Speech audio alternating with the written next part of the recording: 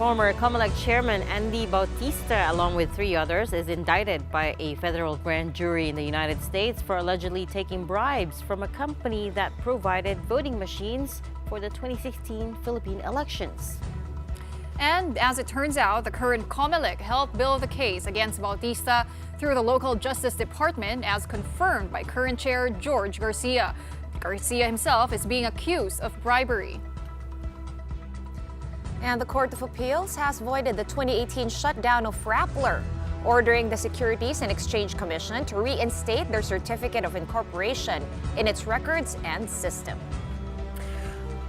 Good evening. Welcome to the show. I'm Regina Lay. I'm Pauline Berzosa. And I'm Sean Yao. A lot of big legal cases that we're tackling tonight, beginning with former Comelec chief Andy Bautista being indicted by the U.S. for an alleged bribery and money laundering charges in connection to the purchase of vote counting machines used in the 2016 Philippine elections. You may recall that Smartmatic was awarded that contract. Now, one basis for this indictment is the $1 million in bribes allegedly paid to Bautista to obtain and retain business with the company. Now, incumbent Comelec chairman George Garcia, who himself is facing bribery accusations, welcomed this indictment, saying it's proof the poll body made the right call to drop Smartmatic as a service provider for the midterms next year. Camille Samonte with a big story. Former Comelec chairman Andy Bautista has been formally charged in the U.S. A U.S. federal grand jury in Florida indicted him and 3 others for alleged bribery and money laundering in the purchase of vote counting machines for the 2016 Philippine elections. Bautista is facing 1 count of conspiracy to commit money laundering and 3 counts of international laundering of monetary instruments. The U.S. Justice Department said in a press release that Bautista was paid at least $1 million in bribes. The bribes were allegedly paid to obtain and retain election services for the 2016 Philippine elections.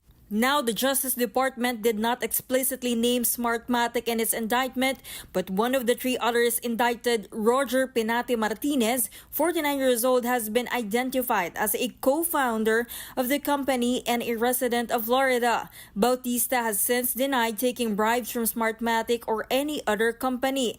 In a post on X, he said, "I sense these charges were politically influenced by key Philippine officials."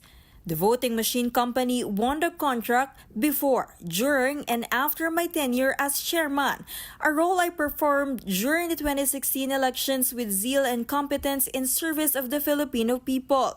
Bautista also said he will fight for exoneration in court.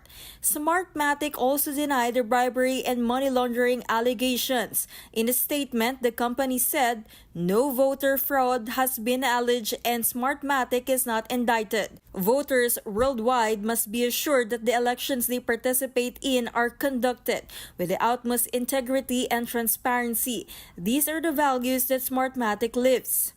Smartmatic also confirmed that they have had 2 employees charged for violations of the Foreign Corrupt Practices Act in the Philippines almost 10 years ago, and that they immediately took measures. Sitting Comelec chairman George Garcia, meanwhile, welcomed the indictment. He said, "What a sudden turn of events. It would appear to be a sort of vindication on the part of the present commission. We were right all along when we disqualified Smartmatic."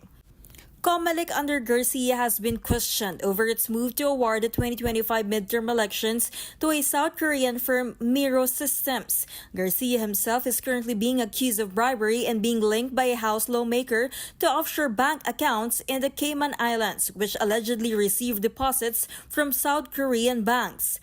The Philippine Justice Department, meanwhile, has yet to issue a comment on whether Bautista is in U.S. custody. For News 5, Camille Samonte, We Are One News. Well, Comelec Chair George Garcia confirmed on our sister program StoryCon that indeed they helped the U.S. Justice Department build up a case against former Chair Andy Bautista. Take a listen.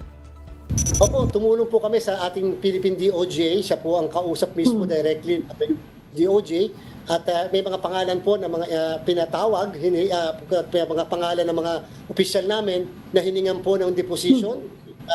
Hiningan ng mga tinanong po sila Tinanong po sila ng mga investigador at mga abogado ng USDOJ. Ang dami pong dokumento na hiningi po sa amin. Pero ang madami po talaga, Ma'am Ami, na dokumento ay nanggaling sa NBI natin. Sila po ang may talagang organized at very systematic na mga dokumento patungkol po doon sa kaso na na-file sa dati namin pong chairman. Mga 3 buwan pa lamang ako na a-appoint noong 2022, mga bandang November or December, ay may sulat na po sila sa akin.